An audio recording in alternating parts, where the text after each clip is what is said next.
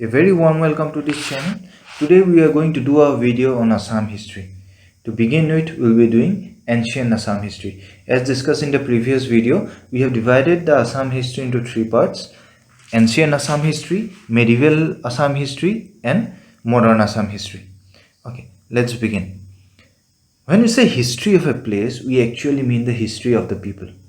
আমি যে আজি মই বড় অসম বুলি কওঁ, বিভিন্ন জাতি জনজাতি জনগোষ্ঠীৰ সন্মিলন ক্ষেত্ৰ অসম, সেই অসমখনক এই কাৰণে সেই সন্মিলন ক্ষেত্ৰ বুলি কোৱা হয় কাৰণ ইয়াত বহুত হাজাৰ বছৰৰ পৰা প্ৰায় 5000 বছৰ আগৰ পৰা বিভিন্ন জনগোষ্ঠীয় লোক বিশ্বৰ বিভিন্ন প্ৰান্তৰ পৰা আহি ইয়াত থিতাপি লৈছিলে। এই হাৰুৱা সমতল সুন্দৰ ধুনীয়া জেগাখনৰ আহি সকলোৱে থিতাপি লৈছিলে। আহোঁতে তেওঁলোকে লগত লৈ আহিছিলে তেওঁলোকৰ কলা সংস্কৃতি আৰু জীৱনৰ প্ৰণালী। সেইখিনি গোট খাই খাই আজি আমাৰ এই অসমখন গঢ় লৈ উঠিছে। The first group of people that came into Assam were the Austroasiatic. They came around 5000 years ago, around 3000 BC. And these Austroasiatic peoples are now like the Khasi people. So this is important because the Austroasiatic, if there's a question on which is the first group of people, population that came and settled in the Brahmaputra Valley, it will be Austroasiatic. There might be another question in which they might ask, among this, which group of people belongs to Austroasiatic lineage? There might be options like the Ahoms, the Khasis, the Karbis, the Boros. Then the answer will be Khasis. So during this video, I'll be highlighting the important topics, and it will be great help to you if you take a note of this important topics.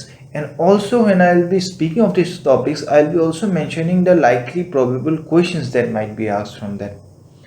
Kindly make a note of this. This will be also helpful in your future revision. Okay, after the Austroasiatics, the second group of people that came into the valley were the Tibeto-Burmans. These were mainly the Mongoloid peoples. Now there was a question before in the previous year question papers like which of this group of people belongs to the Mongoloid race? The Ahoms, the Karbis, the Nagas, the Boros, all these belong to the Mongoloid race. They came into Assam around 1000 BC.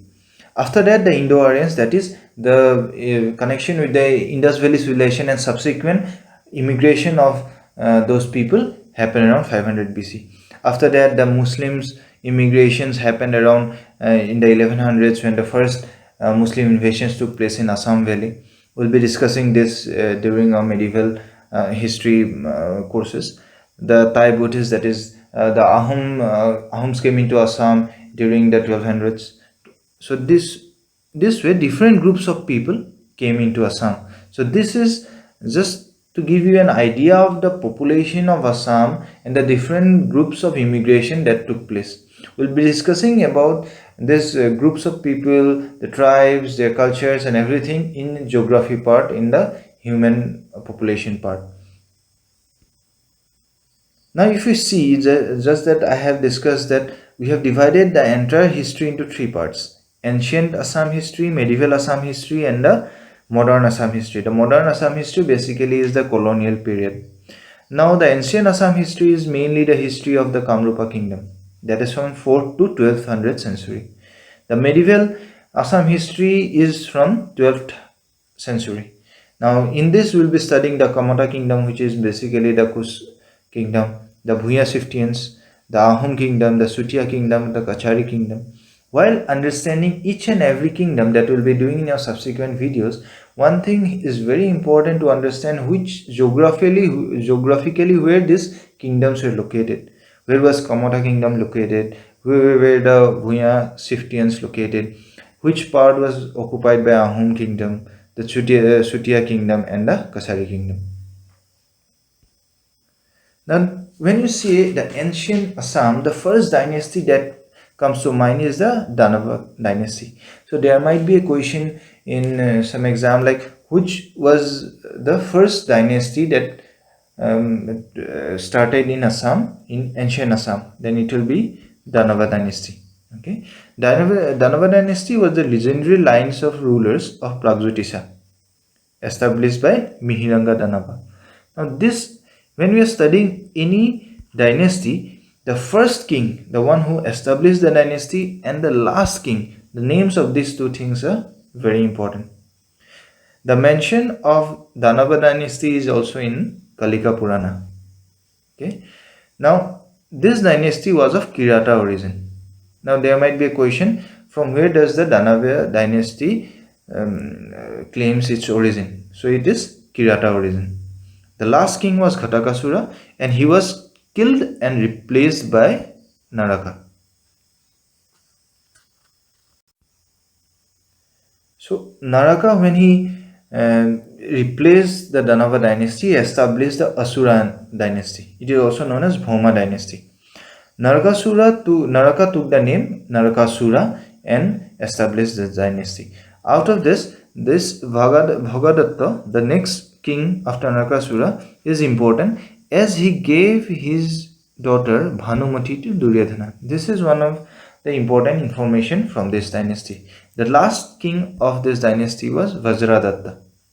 So the first king and the last king, take a note of both of them. There was another very important king of ancient Assam, that is BANASURA. His kingdom was in Sunitpur, present-day Tezpur. He was the 10th descendant of Prahlad. So he claimed his lineage from Prahlad, and he was eldest among the 100 sons of King Bali. Now his narration or his mention is also found in Mahabharata and Bhagavata Purana. He is also mentioned in Tamil Sangam literature as the rejected suitor for Goddess Shakti. So he went to marry Goddess Shakti but was rejected. Now when we will be doing Indian history, this Tamil Sangam literature is of very importance.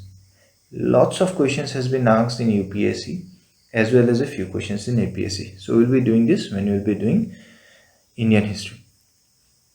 Now Banasura's dynasty or his rule was known mainly because of the stories of Usa and Aniruddha, right? How Usa was influenced by Citralekha to fall in love with Aniruddha, then how Krishna came to rescue him, and there was a fight between Banasura and Lord Krishna, and then ultimately, because Banasura was a very big devotee of Lord Shiva, so there was a war between Lord Shiva and Lord Krishna.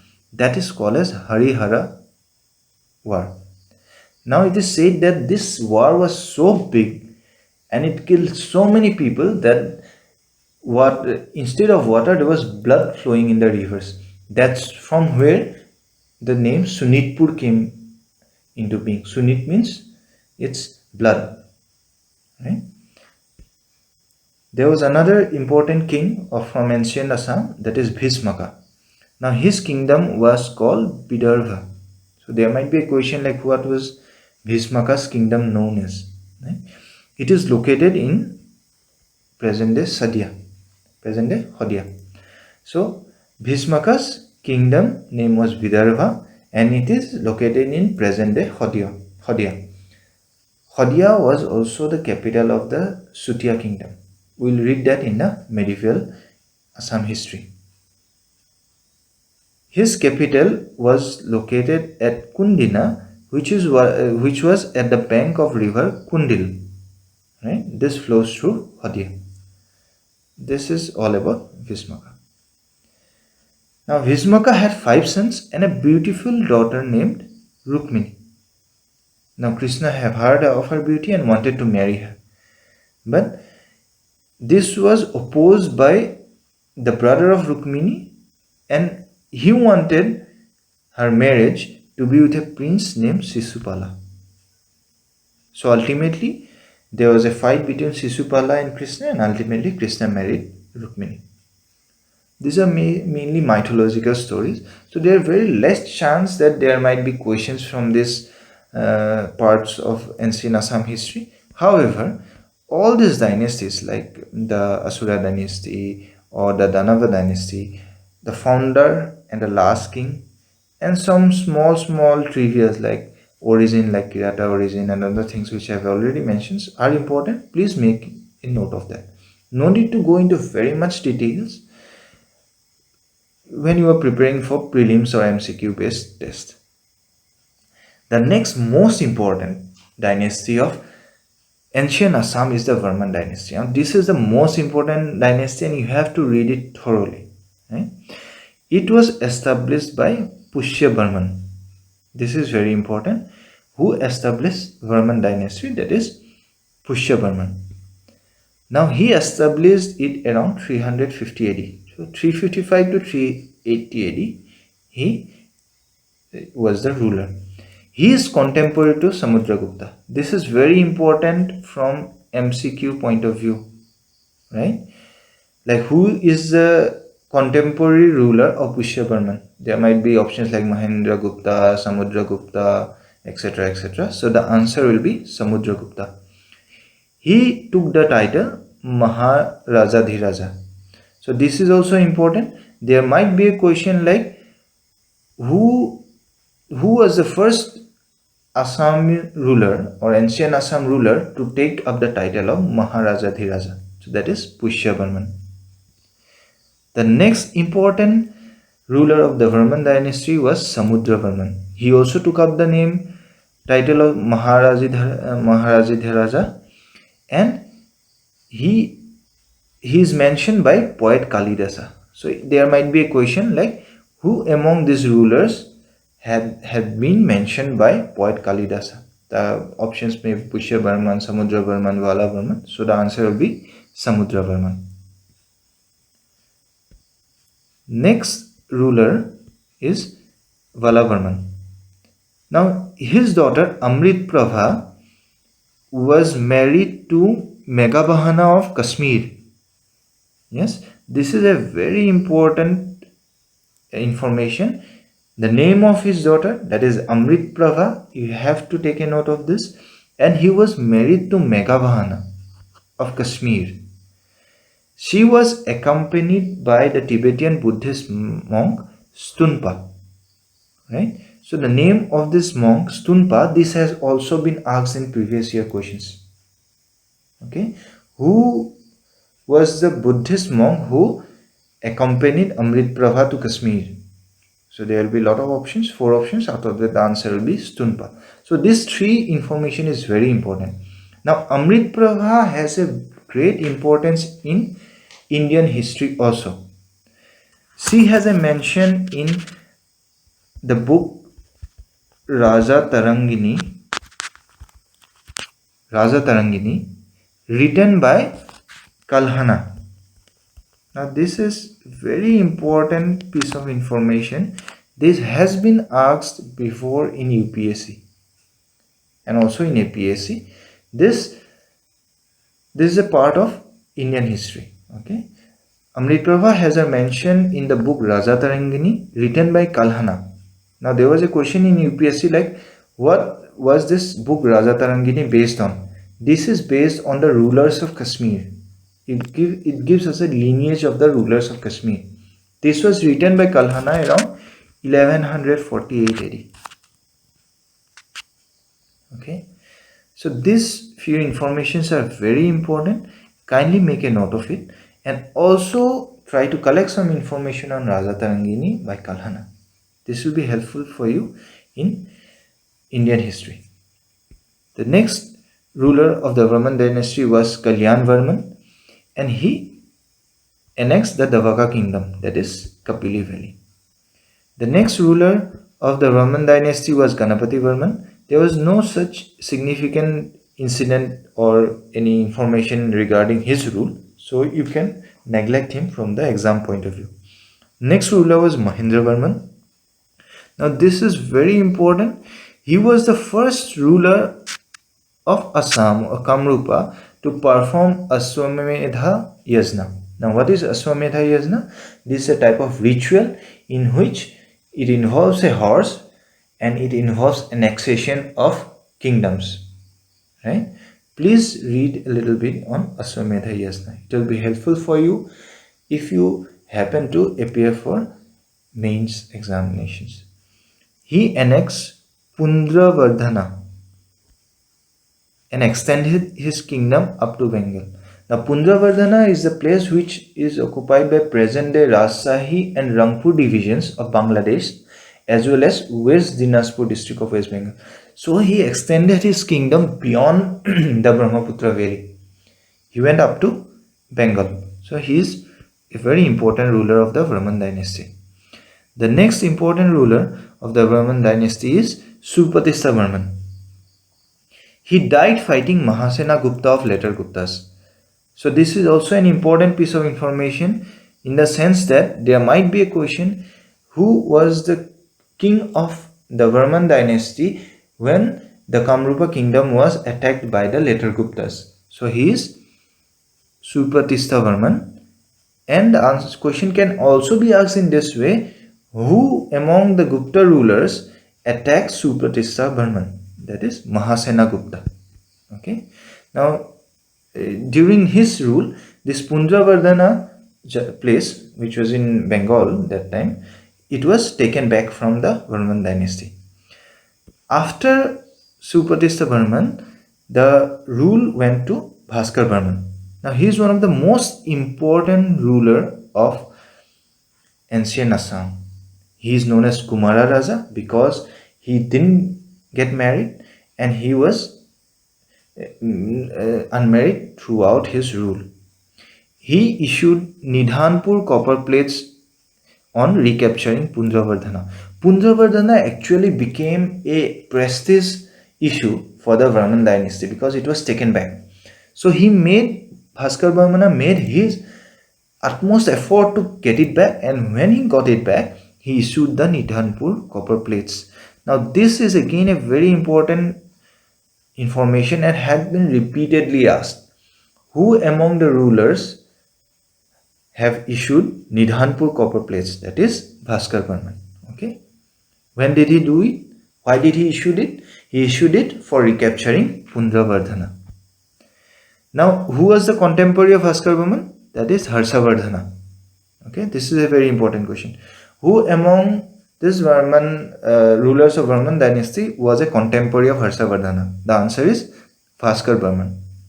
Now they have a very close relationship, and this relationship between Bhaskar Varman and Harshavardhan is very important if some of you happen to appear or prepare for APSC mains. So if you're preparing for that, get a detailed study of this. Okay. They were allies and they formed their alliance in order to defeat the rulers of Goda. Okay. Now who was the ruler who was defeated by Bhaskar Varman in order to reclaim Punjavardhana? He was Sasanka. Okay, this is also important. The ruler whom Bhaskar Varman defeated in order to reclaim Punjavardhana was Sasanka. And in order to defeat him, he formed an alliance with Harshavardhana. Okay. During their rule, Hwayonsang happened to visit India. He was located at Nalanda University. So Bhaskar Varman called him to Kamrupa and Hwayonsang visited Assam. And this is mentioned in his book Siyuki. So this is also a very important information. First information, who among these Chinese pilgrims visited Assam? The answer will be Hwayonsang. The book that he wrote, that is Siyuki, it had also been repeatedly asked many times. Okay. Bhaskar Varman visited Harshavardhana at a conference at Kannauj. There was a conference held by Harshavardhana at Kannauj. Now, why did he held that conference? It was in order to pay respects to Hwayonsang. So this has also been asked before. What was the conference all about? It was about honoring Hwayonsang, and Bhaskar Varman was a attendee. And it was said that Bhaskar Varman was given much respect in that conference. So it shows the power and the position of Bhaskar Varman in contemporary Indian history. So he is a very important ruler of Kamrupa or Assam. Okay. So this is about Varman dynasty. Please read about the gifts that Bhaskar Varman took to Harshavardhana. This is a very important part. Okay, I'm leaving it to you people to read about it so that you have an interest in reading it. What are the gifts that Bhaskar Barman took? Similarly, what was the gift that Bhaskar Barman gave to Hiuen Sang? He gave many things, but Hiuen Sang didn't accept any because he was a Buddhist pilgrim. The only gift he accepted was a cap. The only gift accepted by Hiuen Sang given by Bhaskar Barman was a cap. This was about Varman dynasty. There are some trivia on Varman dynasty which is very important from the objective type MCQs. Okay, the first information is that the informations that were given by Hiuen Sang on Kamrupa, he gave this information was that the circumference of Kamrupa was 1700 miles. Repeatedly asked. Please make a note of it. He also hinted at the Mongolian origin of the people. He compared the people of Kamrupa to the people little bit to the people Chinese people. That means he hinted at the Mongolian origin of the people. He also made a very important observation that Buddhism was not prevalent at that time at Kamrupa. Okay, this is also a very important observation. I have already said that Bhaskar Barman attended a religious assembly at Kannauj. Now this date is also important. It had been asked before, like when did the conference at Kannauj in which Bhaskar Barman attended took place? That is 643 AD. Now other important dynasties of Kamrupa or ancient Assam were Salastambha dynasty. It was from 650 to 990 AD, so you can understand this was after the Varman dynasty. It was established by Avanti Varman. Very important piece of information. Please take a note of it. Its permanent capital was Pragdhutispura, the other name of Kamrupa, and the temporary capital was Harupeswara. Other important kings were Harsadeva and Harjara Varman. The Harjara pond, Harjara Pukhuri, which is located in Tezpur, is after him, Harjara Varman. Okay, this is one important dynasty, Salastambha dynasty.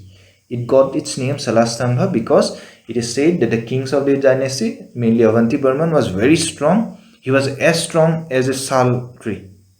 Halgos is said to be very strong. He was as strong as that. That's why the name Salastambha dynasty came into being. The next important dynasty of ancient Assam was Pala dynasty. It was established by Brahmapala. This is also very important from MCQ point of view, had been asked repeatedly. So it was again, the date is from 990 AD to 1138. So you can understand Salastambha dynasty was succeeded by Pala dynasty. Now one important piece of information is that the kings of this dynasty was elected by popular election. It was not hereditary. So this is very important. It can be asked which dynasty followed election of kings by popular election. It is Pala dynasty.